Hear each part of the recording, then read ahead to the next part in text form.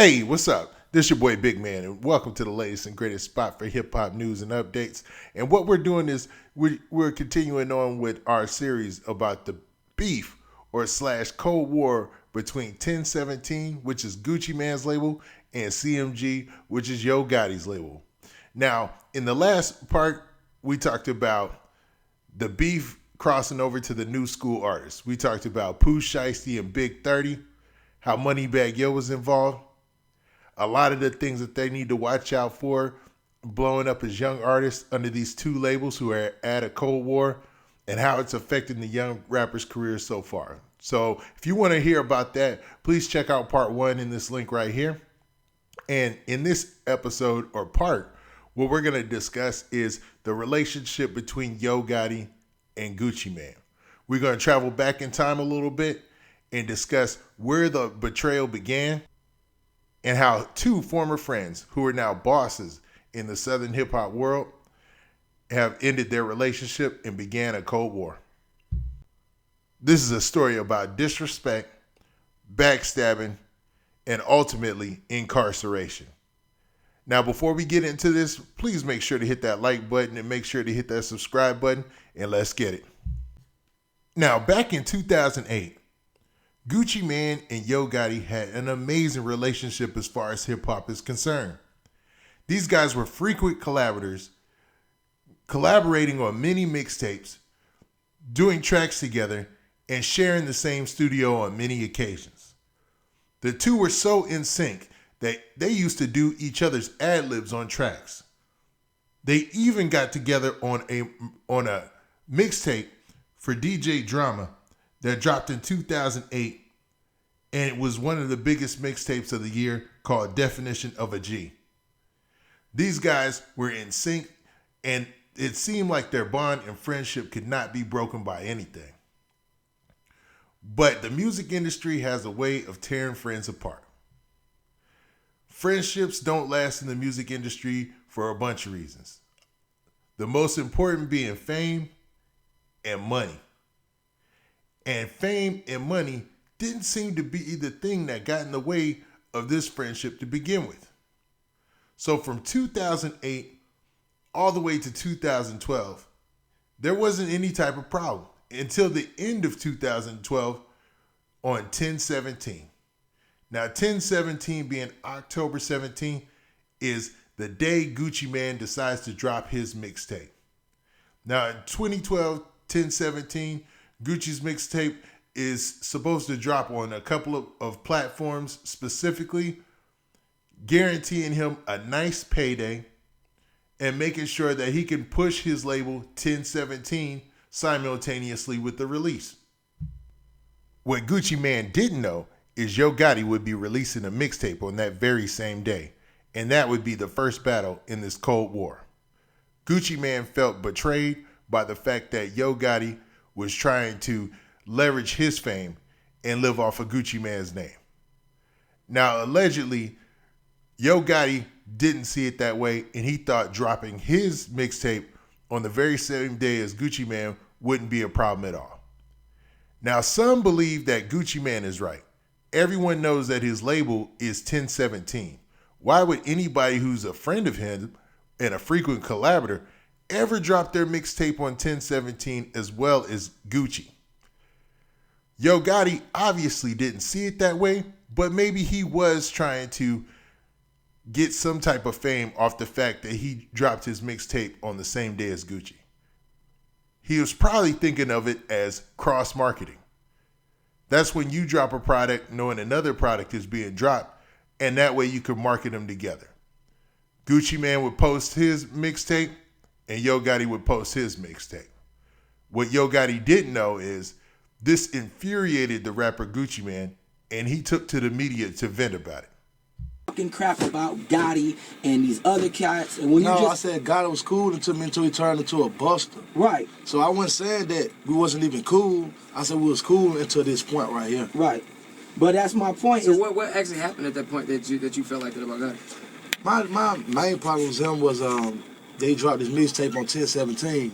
and try to like ride my wave. You know what I'm saying? Like he was an artist of mine and we get some kind of money together. So I just felt like, you know, for our artists to drop their mixtape on 10/17, you know what I'm saying? Which is my label on the day that I drop all my label they drop their mixtape on 10/17. Why would you drop it if you ain't on 10/17? And when I call you as my partner to ask you why you did, you say, oh, I didn't know you were dropping the mixtape. Now the whole world know I'm dropping this mixtape. I'm promoting this mixtape. Both me and you on the top of World Star. You with a freestyle and me with a video. But you say you're unaware that this mixtape gonna come. And I got a banner that says come out 10/17. So it just made me lose all respect for him instantly. So from that radio clip, you can see that Gucci Mane was really upset about the fact that Yo Gotti backstabbed him and dropped his mixtape on the same time. Now, I can't assume that Yo Gotti's intentions were malicious, but it definitely didn't look good because of the things that people had already known. People already knew Gucci Mane was dropping his mixtape on 10/17. He was already promoting it, and he was already looking forward to that payday. So any success from Gotti, if they're not intentionally cross-promoting, could potentially hurt his pockets. But Yo Gotti heard this radio interview and also heard rumors of a diss track coming from Gucci Mane, and he went to media as well.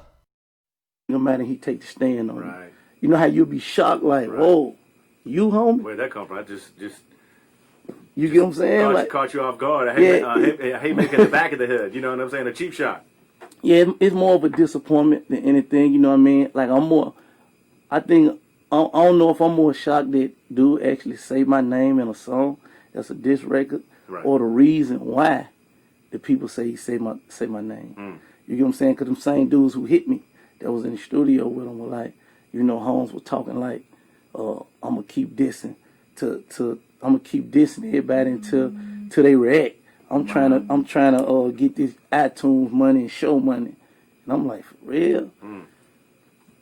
Like that don't sound like the homie I knew. You know what I'm saying? Like I come from a different place. You know what I'm saying? So you know, maybe I was just confused. Maybe I thought I'd seen something that I didn't see all these years. But you know, it is what it is, man. Now, as you can hear in that audio clip, Yo Gotti is surprised and caught off guard by the comments made by Gucci Mane and the rumors of a potential diss track. Now, Gucci Mane and Yo Gotti both start creating and making subliminal diss tracks towards each other, leading into 2013. Now, in March 2013, police issue an arrest warrant for Gucci Mane for a nightclub brawl, which had one man end up with an injury to his head, and it was alleged that Gucci Mane hit this patron with a bottle. Now, Gucci Mane immediately turns himself in, and he is immediately sentenced 3 weeks for violating his parole. Fast forward to September 2013. Now, this will prove to be one of the craziest months in hip-hop history and the craziest month in Gucci Mane's career. Now, EMS is called in early September 2013 because Gucci Mane is acting erratically. His friends call the EMS and the police arrive, and as the EMS are treating Gucci Mane, they find a weapon and drugs on his possession.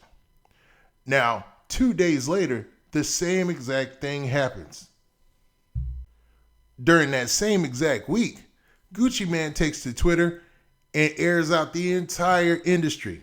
He talks about Nicki Minaj. He talks about Yo Gotti. He even talks about some of his artists like Waka Flocka and cats like that, man. Now, what's crazy about this is Yo Gotti immediately sees the tweets. And even though him and Gucci Mane are already at the beginning of this Cold War, he reaches out to Gucci Mane. He calls him 6-7 times. And allegedly, Gucci Mane finally picks up the phone and says, hey, what's up? Like nothing was going on. Now Gotti is surprised, and he tells Gucci Mane, hey, man, what's up with these tweets?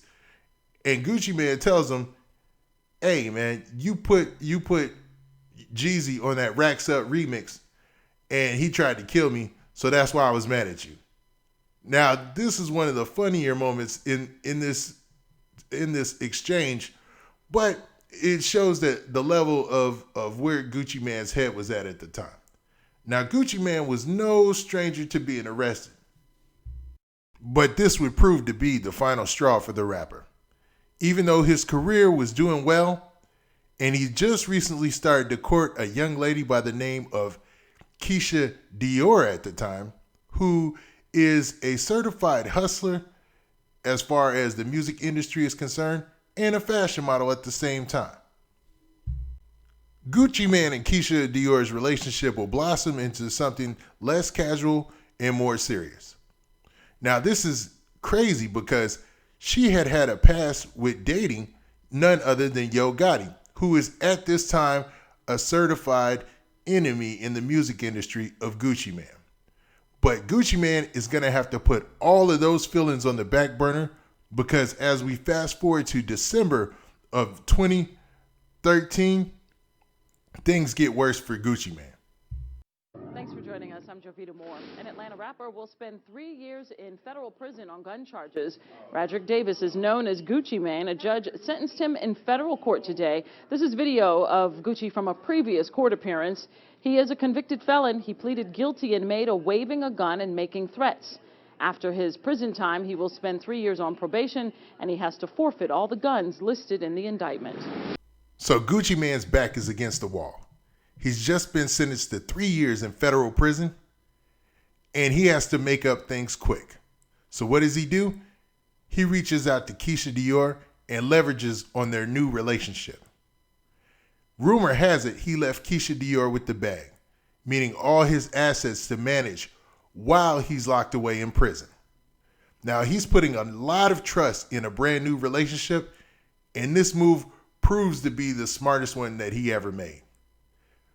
Now, during this time period where he's locked up, this Cold War definitely goes on ice. And with this video, that's where we're going to leave it. So that's the end of this part 2. Please make sure you go check out part 1 if you already haven't. And please make sure you check out our next video where we're going to talk about everything after his release from prison to the present and why this is still a Cold War.